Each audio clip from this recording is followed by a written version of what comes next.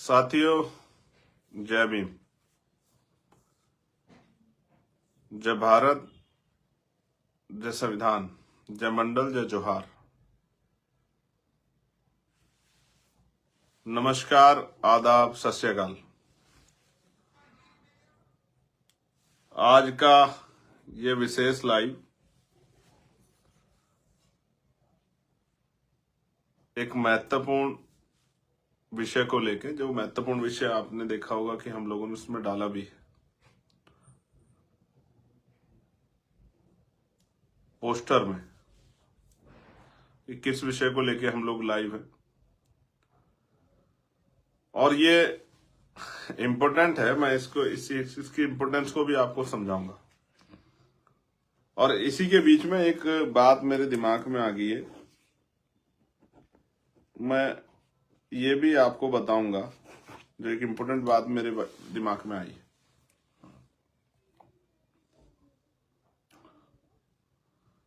तो आप सब लोग, ये प्लेटफॉर्म है जिससे मैं आपसे बात करूंगा,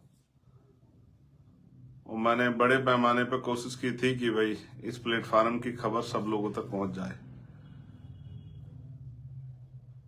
यही एक अच्छा साधन है आपसे बात करने का, और आशा उम्मीद है कि इस साधन के जरिए इसे आप ज्यादा ज्यादा लोग जो है इस पेज से जुड़े रहें। भविष्य में भी इसी पेज के जरिए आपको जो है, मैं कहाँ हूं, क्या कर रहा हूं, क्या संदेश आपको दे रहा हूं, वो सब चीजें इस पे आपको दिखाई देंगी। तो इसलिए मैं आप सबसे ये बताते हुए आग्रह कर रहा हूं कि आप इस पेज से जुड़ जाएं और इस पेज से जुड़े रहें, और फिर इस मेरी बात को आज जो है दूर तक पहुंचाने का काम भी आप लोग करें, ऐसी भी मैं आपसे आशा उम्मीद रखता हूं। ये सोशल मीडिया है, क्रांति का युग जो है, मैं इसका एक बहुत बड़ा योगदान है। तो जल्द मैं अपनी बात को शुरू करूंगा। मैं अपने साथियों से कहूंगा कि जिन हैंडल्स पे जो है हमारे लोग पहले मुझे देखते हैं, उन पे भी ये इसको वहां शेयर कर देंगे तो आसान हो जाएगा उन लोगों के लिए इसको देखना कि मैं कौन से हैंडल्स पे जो है, जैसे हमारे भीम आर्मी का पेज है, हमारे इंस्टाग्राम का पेज है, जहां जहां जो है हमारे साथी मेरी इस बात को सुन रहे हैं, वो इसको अगर शेयर कर देंगे उन अकाउंट से, तो जो लोग वहां ढूंढ रहे होंगे उनके लिए आसान हो जाएगा। चलिए मैं अपनी बात को शुरू करूंगा। सर्वप्रथम तो आपको जय भीम, और मैं उन तमाम संतों, गुरुओं और महान पुरुषों को नमन करता हूं जिन महान पुरुषों का योगदान है इस देश में हक वंचित समाज के लोगों को मुख्य धारा में लाने का। जिन लोगों ने भी काम किया है वो कामयाब हुए या नहीं हुए इससे कोई फर्क नहीं पड़ता, लेकिन उन्होंने आंधियों के खिलाफ एक लो जलाई, एक क्षमा जलाई, उसके लिए वो सब लोग जो हैं बधाई के पात्र हैं, और मैं उनको सर झुका के जो है नमन करता हूं, जय भीम करता हूं। प्यारे साथियों, महात्मा बुद्ध से लेके, क्योंकि उन्होंने जो विचार दिया है मानवता का वो बड़ा शानदार है, उसका कोई तोड़ नहीं है। ज्ञान का जैसा दीपक उन्होंने जलाया है, इसलिए उनको भगवान बुद्ध कहा जाता है। उनकी एक जर्नी है पूरी, हालांकि आज ये मेरा टॉपिक नहीं है। तो जगत गुरु सतगुरु रविदास जी महाराज, गुरु समनदास जी महाराज, गुरु कबीरदास जी, गुरु वाल्मीकि जी, गुरु नानक देव, संत गाडगे जी महाराज, नारायणा गुरु, गुरु घासीदास जी, ये गुरु अछूतानंद जी, ये तमाम वो विभूतियां हैं जिनको मैंने पढ़ा है, जाना है, और कहीं ना कहीं इस रास्ते पे हमें यहां तक पहुंचाने में उनका योगदान है। आधुनिक भारत में जब गुलाम था भारत, तो राष्ट्रपिता ज्योतिबा फूले, छत्रपति साहू जी महाराज, बाबा साहब अम्बेडकर नायकों के रूप में जिन्होंने आंदोलन शुरू किया। इस बीच में कुछ ऐसे नाम भी है जो मैं आज आपके सामने रखूंगा, जिनमें बाबू मंगूराम सिंह मंगोवालिया है पंजाब में, ईवी पेरियार रामानायकर स्वामी है, बाबू जगजीवन राम है, ये तमाम वो महापुरुष हैं जिनको भी मैं महापुरुष ही मानता हूं, जिन्होंने समाज के लिए कुछ भी किया वो महापुरुष की श्रेणी में आते हैं मेरे लिए। तो मामला रामसु वर्मा जी हैं, चौधरी महाराज सिंह भारती हैं, सर छोटू राम हैं, संतराम बी.ए. प्रजापति हैं, बाबू जगदेव प्रसाद कुशवाहा है, जननायक कपूरी ठाकुर हैं, महाराजा लाखन पासी है, महाराजा बिजली पासी है, माँ उदा देव पासी है, माँ झलकारी बाई है, माँ अवंतिका बाई, माँ अहिल्याबाई होलकर,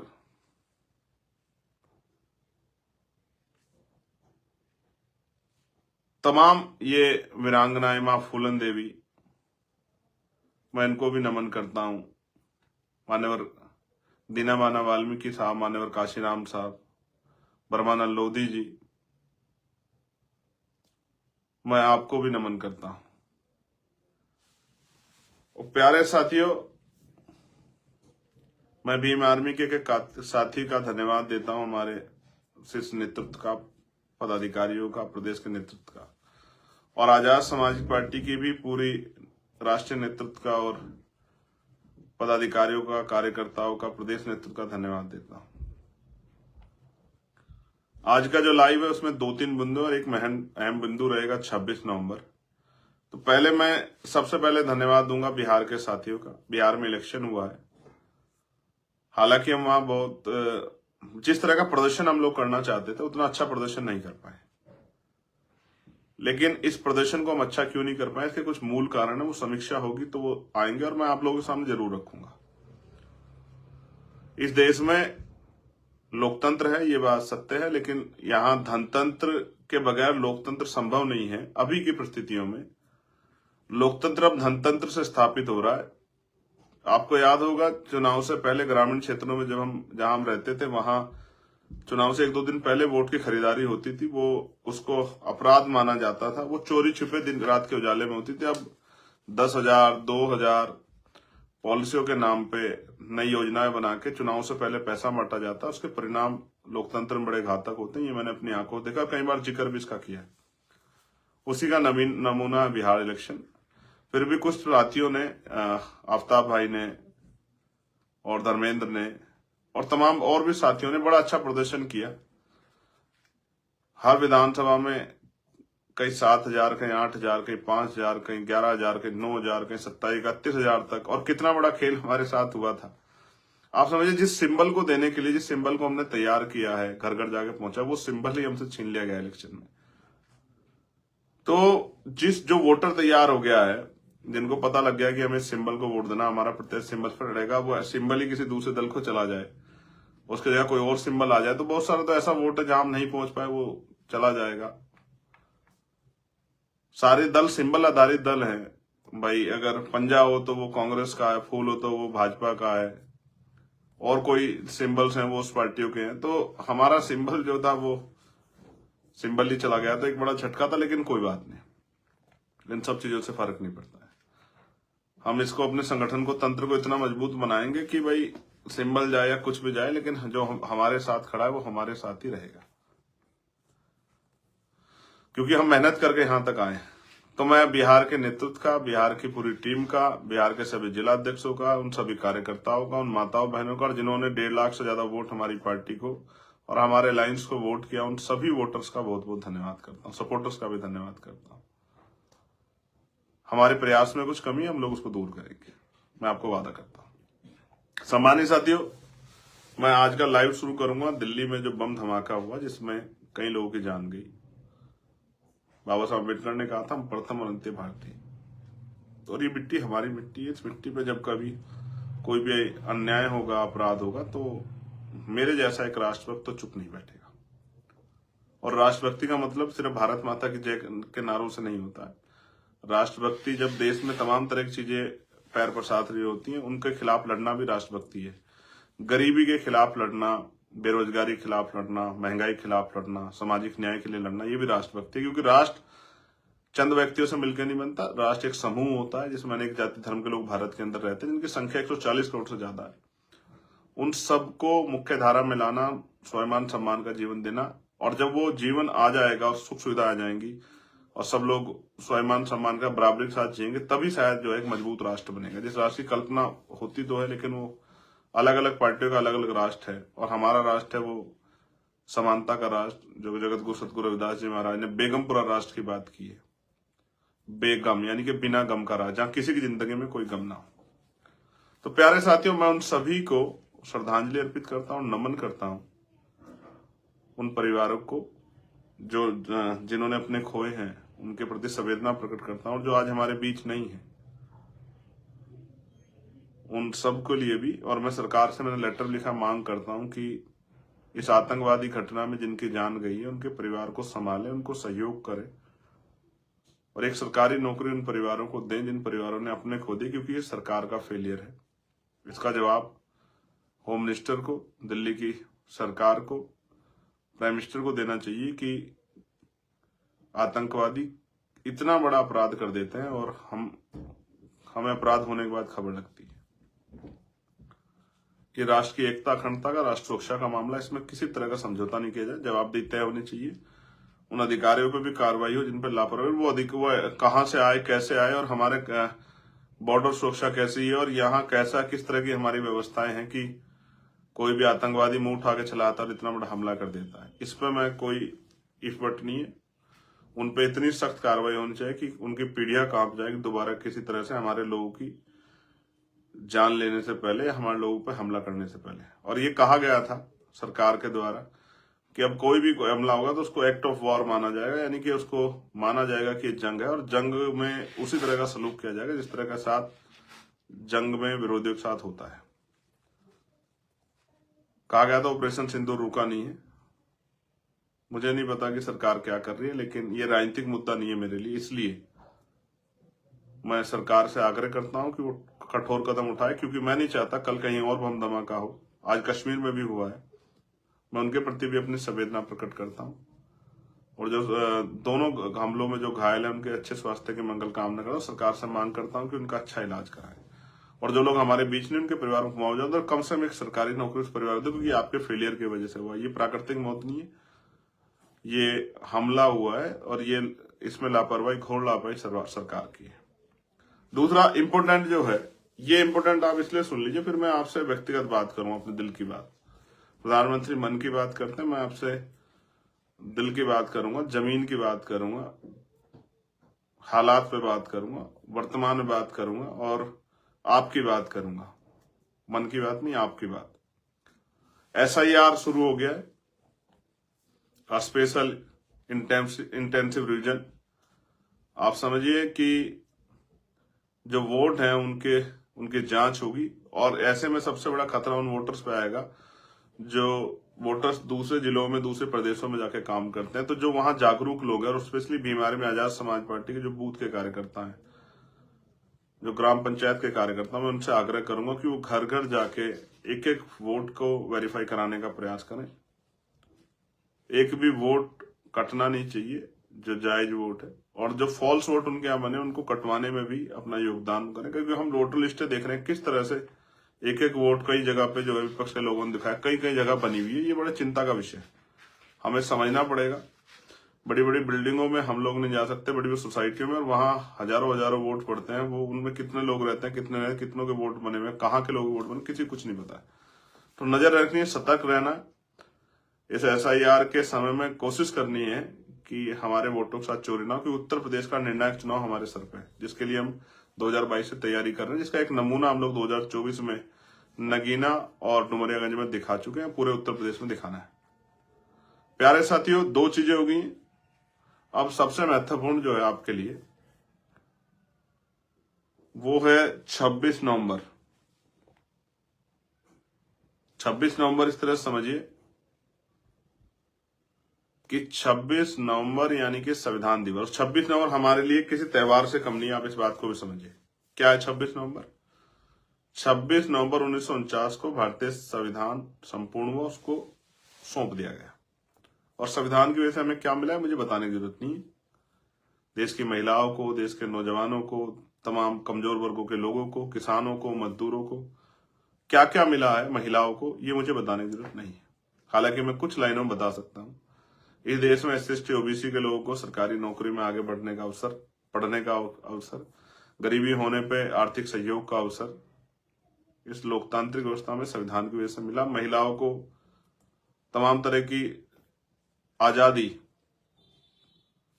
संविधान ने दी, उनको बहुत सारी सहूलियतें संविधान ने दी, उनको मुख्य धारा में आने का, डॉक्टर, इंजीनियर, आईएएस, आईपीएस, वकील, जज और जो संवैधानिक जो है राजनीतिक पद है उन पे आने का, यानी कि एमएलए बनने का, एमपी बनने का, मिनिस्टर बनने का, राष्ट्रपति, प्रधानमंत्री बनने का जो है अवसर संविधान ने दिया। इसी संविधान के अकॉर्डिंग बाबा साहब अम्बेडकर ने 8 घंटे की ड्यूटियां निश्चित कराई थी मजदूरों के लिए। यही संविधान है जो सरकारी कर्मचारियों को संरक्षण देता, यही संविधान है जो आपको मुझे बोलने का आजादी देता, अपना विरोध दर्ज कराने की आजादी देता। यही संविधान जिसकी वजह से अवसर की समता आई और स्पेशल प्रोविजन है जिनकी वजह से मेरे जैसे व्यक्ति प्रेमजी स्कूल के मास्टर का बेटा लोकसभा का सांसद बना, सदस्य बना और बहुत सारे लोग एमपी एमएलए बने। यही संविधान है जिसके बगैर हम लोग इस देश में जब तक ये नहीं था अपमान का जीवन जीते रहे। यही संविधान है जिसकी वजह से आज हम लोग मुख्य धारा में प्रवेश कर रहे हैं, लेकिन अभी बहुत सारे लोग पीछे, उनका ध्यान रखना है। तो ये संविधान ना होता हमारा जीवन कैसा होता, और ये संविधान है तो हमारे जीवन में कितनी बड़ी तब्दीलियां आई। जिनके पास झोपड़ियां नहीं होती आज उनके पास महल जैसे घर हैं, ये संविधान की देन है। तो 26 नवंबर संविधान दिवस पे इस संविधान पे के जो द्वारा जो संवैधानिक अधिकार दिए गए हैं, उन संवैधानिक अधिकारों पर जिस तरह का हमला हो रहा है, उस संवैधानिक अधिकारों को बचाने के लिए और उनको लागू कराने के लिए संविधान बचाओ, संवैधानिक अधिकार बचाओ रैली, अस्तित्व बचाओ, भाईचारा बनाओ, ये आपके मुजफ्फरनगर में प्रस्तावित हुए जो 3 मंडल की है, सहारनपुर, मुरादाबाद और मेरठ। अब मेरी अपील आपसे क्या है कि आपको आना है, शांतिपूर्वक आना है, कि आप के साथ आप किसी दुर्घटना के शिकार ना हो जाए। जो मोटरसाइकिल पे अपना हेलमेट लगा के आए, जो ट्रैक्टर पे आए, गाड़ी पे आए, वो बड़े शांतिपूर्वक तरीके से आए और समय से पहुंचे। एक बात। दूसरी बात, पूरे जोश में आए और होश में आए, ढोल बजाकर, डंका बजाकर आए कि आप अपने भाई की, अपने आंदोलन की शक्ति मजबूत करने के लिए, अपनी ताकत दिखाने के लिए जा रहे हैं मुजफ्फरनगर के जीआईसी ग्राउंड में। 26 नवंबर 2025 सुबह 9:30-10 बजे आपको पहुंचना है। ये बात इसको मुझे आगे घोषणा क्यों करनी पड़ी, क्योंकि अब से पहले चुनाव चल रहा था, उस चुनाव के बीच में मैं किस तरह डिस्टर्बेंस नहीं आता, इसलिए आज घोषणा कर रहा हूं इन तीनों मंडल के और इन मंडलों में जितने जिले आते हैं उन सब साथियों के लिए।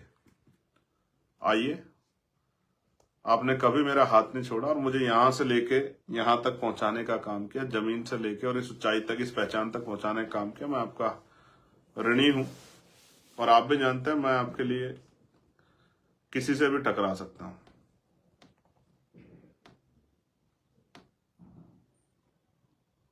इसलिए आपसे आग्रह कर रहा हूं कि आप आइए और आकर इस त्योहार को, आजाद समाज पार्टी द्वारा जो त्योहार मनाया जा रहा है संविधान दिवस का, हमें 2 दिन डिसाइड करके बड़े अपने बच्चों को, अपने परिवारों को त्योहार की तरह सेलिब्रेशन इनका करना चाहिए। 26 नवंबर का और 26 जनवरी का, जिस दिन संविधान इस देश में लागू हुआ। 2 दिनों का जोर शोर से ढोल नगाड़े बजा के स्वागत करना चाहिए। और जिस तरह से आपने हमेशा मेरा साथ दिया, सहारनपुर के जो साथी मुझे सुन रहे हैं, मुजफ्फरनगर के, शामली के, बिजनौर के, मेरठ के, गाजियाबाद के, गौतम बुद्ध नगर के, हापुड़ के, बुलंदशहर के, मुरादाबाद, संभल, अमरोहा, चिट्ठी नहीं भेजी जाएगी भाई। आपका आंदोलन है, आपने यहां तक सींच के खड़ा किया है, आपको आना है और अपनी ताकत का प्रदर्शन करना है। संवैधानिक अधिकार बचाओ, भाईचारा बनाओ, रैली में आना है 26 तारीख को। अपने साधनों से आना है, अपनी रोटी खा के आना है, भूख लगे तो रोटी लेके आना है। ऐसी कोई व्यवस्था मेरे पास नहीं है। आपसे आग्रह ही कर सकता हूं, आपके गांव हैं जो शहर में रहते हो मुजफ्फरनगर में, उन परिवारों से अपने कहूंगा कि घर से ही अपने बस्तियों से जो शहर में रहते हैं निकले, बढ़िया बाबा साहब का आजाद समाज पार्टी का झंडा लें हाथ में और ढोल बजाते हुए रैली स्थल आए। और जो दूर से आएंगे उनसे कहूंगा बड़े सावधानी से, अनुशासन में, कानून का पालन करते हुए आए, बढ़िया ढोल नगाड़े बजाते हुए आए, क्योंकि आप जानते हैं कि मैं आपका इंतजार वहां करूंगा। इसको हमने विस्तृत भी किया है, जिससे इससे लाखों लोग जुड़ेंगे। जो लोग यहां नहीं, जिनको बुलाया जा रहा, जो यहां नहीं आ रहा, वो नाराज मत होना। अभी आगे आपके यहां भी करेंगे, आपके मंडलों में भी ऐसे ही करेंगे। आप लोग इस ताकत शक्ति को जानते हैं। इस बार तो इनको बुलावा भेज के, इनको निमंत्रण भेज के बुला रहा हूं। और जो लोग देश में रह रहे हैं, दुनिया में रह रहे हैं, उनसे आग्रह करूंगा इस महत्वपूर्ण दिवस पे आप भी जुड़े। कैसे जुड़ेंगे मैं तरीका बता रहा हूं।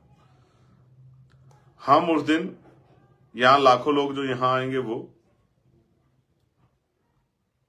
और जो अन्य अन्य जिलों में जहां भी होंगे, अन्य अन्य प्रदेशों में जाओगे, उन सबको 26 नवंबर को हम लोग संविधान की शपथ लेंगे।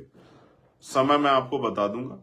रैली के बीच में ही जो लोग वहां होंगे वो वहां लेंगे, और जो लोग वहां नहीं आएंगे, नहीं पहुंच पाएंगे, कहीं भी होंगे, अपने घर होंगे, अपने कार्यालय में होंगे, अपनी गाड़ी में होंगे, तो कहीं भी होंगे, वो वहीं ही संविधान की शपथ लेंगे और उसकी फोटो वीडियो वायरल करेंगे कि भाई हमने इस जो ये एक क्रांति शुरू हुई है संवैधानिक अधिकार बचाओ की, इसमें अपना योगदान किया है, इसमें हम भी शामिल हुए। इसलिए मैं आपसे आग्रह कर रहा हूं, जो लोग देश भर में, उन सब से मैं कह रहा हूं, दुनिया भर में जो बाबा साहब को मानने वाले लोग हैं, चंद्रशेखर से प्यार करने वाले लोग हैं, आजाद समाज पार्टी भी हमारे प्यार, उन सबसे को जुड़ने का रास्ता मेरे पास यही। मैं आप सबको नहीं बुला रहा हूं, इन तीनों मंडलों के लोगों को बुला रहा हूं। और जो आ रहे हैं उन साथियों से कह रहा हूं, आपका जीवन बड़ा कीमती, बड़े ध्यान से आइएगा। आइए और मिलके सेलिब्रेट करते हैं। और वादा कर रहा हूं आपसे, एक ऐसा क्रांति का बिगुल बजाएंगे हम लोग कि 2027 में आजाद समाज पार्टी अपने बलबूते सरकार बनाएगी। इस बात का मैं आपको विश्वास दिलाता हूं। अगर आपने मेरी बात पे पहरा दिया और जिस तरह मैं आपको सिखाऊंगा उस बात पे आपने काम किया, कमर कस लिए। आप जानते हैं मैं जिद्दी आदमी हूं, कभी जिद नहीं पकड़ता, जब पकड़ लेता हूं तो फिर छोड़ता नहीं। उससे पहले एक भाई साहब ने कहा था ये पार्षद नहीं बन सकता, मैंने उस दिन कह दिया था प्रधान नहीं बन सकता, कि चलो भाई आपको करके दिखाते हैं। अब मुझसे किसने कहा कि उत्तर प्रदेश में सरकार बनाना बहुत मुश्किल काम है, तो मैंने ठीक है साहब, ये वो आपने जो चैलेंज किया है इसको एक्सेप्ट कर लेते हैं और इसको करके दिखाने के लिए पूरा प्रयास करते हैं। बाकी ऊपर वाले कुदरत की मर्जी, महापुरुषों की, हम लोग संघर्ष करके अपने आप को साबित करने के लिए घर घर निकलेंगे, करेंगे अपने साथियों के साथ मिलकर काम। और जोश जुनून का मुझे पता है, प्रबुद्धजन सम्मेलन मैंने देखा आपका जोश जुनून, आपकी शक्ति के सामने कोई टिक नहीं सकता है। अगर आपने ठान लिया कि हमें जाना है तो अपने छोटे छोटे साधनों से, बसों से, ट्रेनों से, मोटरसाइकिल से, 4 पहिया गाड़ी से, बसों से आप आ जाओगे, मैं जानता हूं। और ये समझना, आपका एक एक कदम मुझे शक्ति देगा। मेरी माओ को, बहनों को कह रहा हूं, बहुत सारी बहनें माएं मुझसे बड़ा प्यार करती हैं, उन सबको कह रहा हूं, जैसे जैसे आप रैली स्थल की तरफ कदम बढ़ाएंगे वैसे वैसे मेरी शक्ति बढ़ेगी, मेरी हिम्मत बढ़ेगी। आपने मुझे कभी निराश नहीं किया, मैं भी आपको निराश नहीं करूंगा, मैं आपको इस बात का वचन देता हूं। और मैं एक बहुत इंपॉर्टेंट बात आपसे कर रहा हूं, संविधान की प्रस्तावना पढ़ के हम लोग देश भर में जहां भी हो दुनिया में, हम लोग इस मूवमेंट से जुड़ सकते हैं। इस 26 तारीख के संवैधानिक अधिकार बचाओ क्रांति का जो बिगुल है उससे जुड़ सकते हैं। और जुड़ना है आपको, ये मेरा संदेश है आपको। देश भर में आप जहां भी हो, आप राजस्थान में हो, मध्य प्रदेश में, और लगभग 50 लाख लोगों का टारगेट हम लोगों ने बनाया है। कितने लोग हम लोग उस दिन, क्योंकि एक चैलेंज भी है उन लोगों को जो लोग संविधान को बदलना चाहते हैं, संविधान को कुचलना चाहते हैं, संविधान को कमजोर करना चाहते हैं। ये उनको एक चैलेंज भी है मेरा, बाबा साहब अम्बेडकर का सिपाही होने के नाते,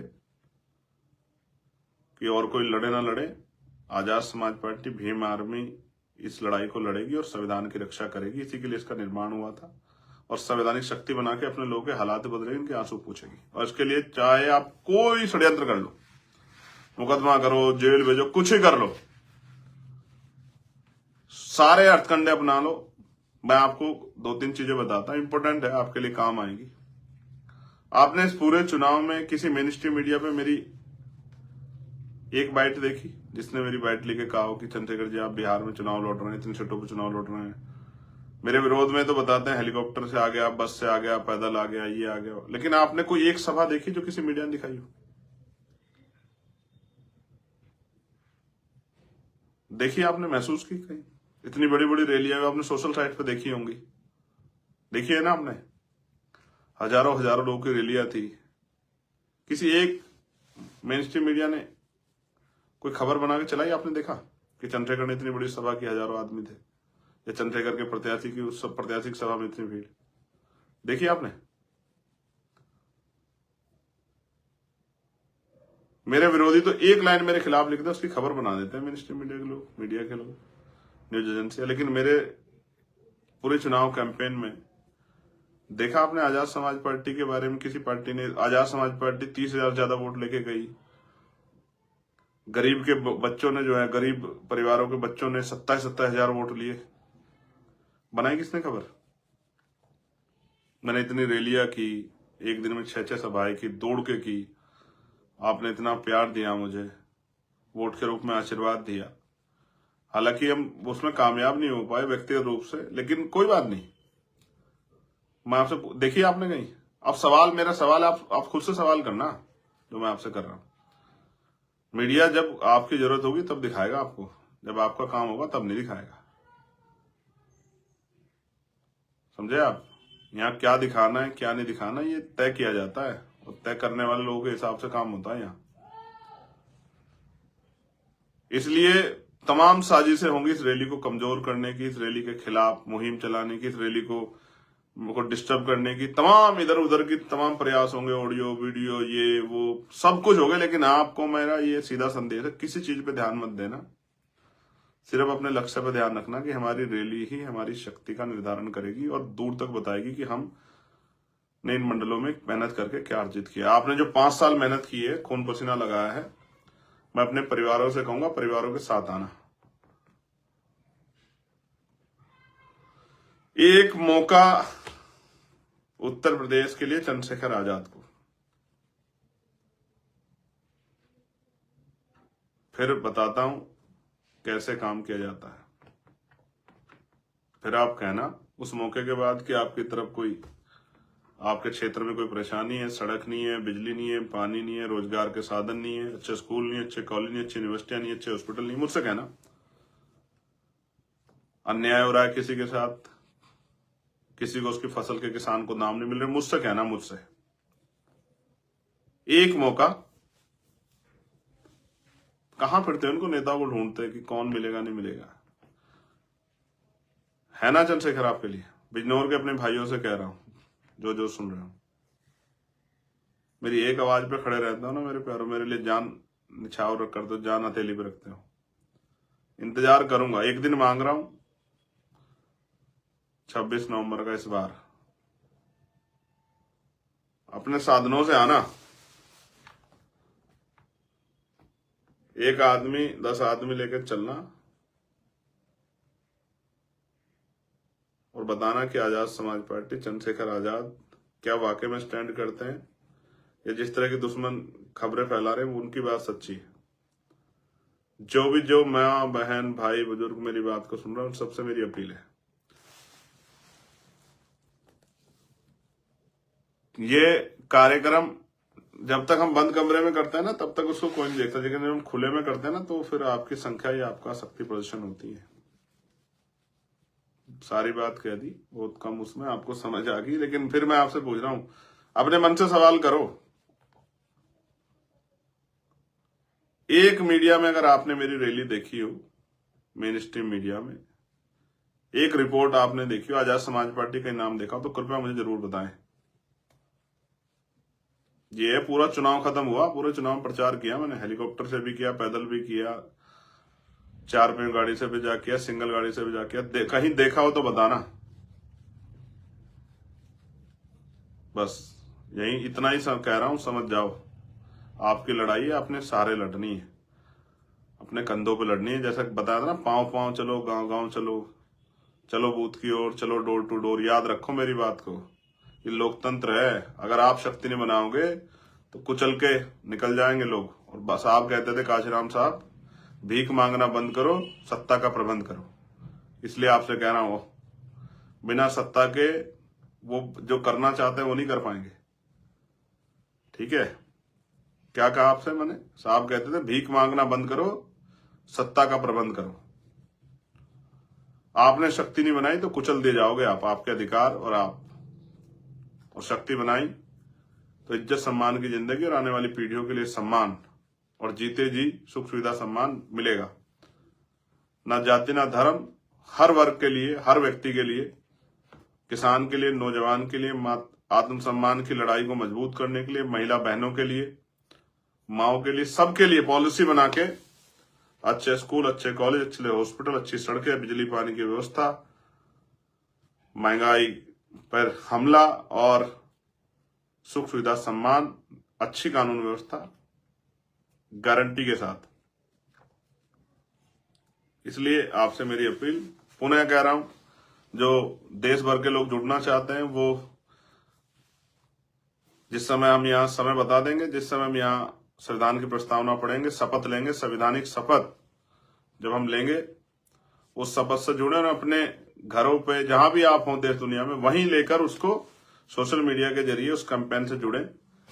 ये ऐसी मेरी अपील है। और बाकी मैंने आपसे कह दिया, सहारनपुर के अपने परिवार के लोगों को, मुजफ्फरनगर, मेरठ, शामली, बिजनौर, अमरोहा, संभल, मुरादाबाद, अपने भाइयों को, गाजियाबाद, बुलंदशहर, हापुड़, गौतम बुद्ध नगर, बागपत, इंतजार करूंगा 26 तारीख को। आपका अपना भाई चंद्रशेखर आजाद। और प्लेटफॉर्म को सेव कर लो, इसी पे अक्सर आपसे मुलाकात होगी। ये मैंने आपसे बताया सबसे शुरू में, इसको क्यों करने को कह रहा है, इसलिए क्योंकि ये मीडिया नहीं दिखाएगा, ये पैसा का मीडिया है भाई, ये नहीं दिखाएगा। आपको कहीं ना कोई प्रबंध करना पड़ेगा अपनी बात को पहुंचाने के लिए, जहां से आखिरी व्यक्ति तक आपकी बात पहुंच जाए। ठीक है, जो सहारा देगा वो इशारा भी देगा, आप साहब कहते थे। इसलिए अपने लोगों के सहारे पे चलो, पांव पांव चलो, गांव गांव चलो। दोबारा एक बार दोहरा रहा हूं, भीख मांगना बंद करो। हर चीज के लिए कहते रहता हूं, नौकरी दे दो, रोजगार दे दो, जमीन दे दो, न्याय दे दो, घर दे दो, पढ़ाई दे दो, अच्छी अच्छी रोजगार, स्वास्थ्य व्यवस्था दे, सब आपके हाथ में है। राजकाज बनाओ, फिर देखो कुछ भी नहीं मांगना पड़ेगा। इसलिए धन्यवाद, आभार, जय भीम, जय भारत, जय संविधान, जय मंडल, जय जोहार। आप सबके लिए मंगल कामनाएं। नमस्कार, आदाब, सत श्री अकाल। आइए मिलते हैं 26 तारीख को। एक बार बीच में अगर आ गया तो जरूर आपसे मुलाकात हो जाएगी लाइव के माध्यम से। अभी तो इतना ही, झंडा लेके चलिएगा, मजबूत झंडे के साथ लहराते हुए, जोश में लेकिन होश में, संवैधानिक दायरे में। बाकी भरोसा है, कभी आपने कमजोर नहीं पड़ने दिया, कभी आपने अकेला नहीं छोड़ा। इस बार भी आप आजाद समाज पार्टी भीम आर्मी को आशीर्वाद देंगे, ऐसा मेरा विश्वास है। धन्यवाद। और सभी कार्यकर्ताओं नेताओं को यह आग्रह कि वो लगे, लोगों से अपील करें, गांव में जाएं, मां बहनों से अपील करें, बूथ से लेके और सीनियर पदाधिकारी सब लोग, सब पे नजर है मेरी, कौन कितना काम कर रहा है। सबकी तरफ देख रहा हूं, कौन क्या, जो जैसा काम करेगा वैसे ही सम्मान मिलेगा। धन्यवाद। 26 नवंबर, संवैधानिक अधिकार बचाओ, भाईचारा बनाओ।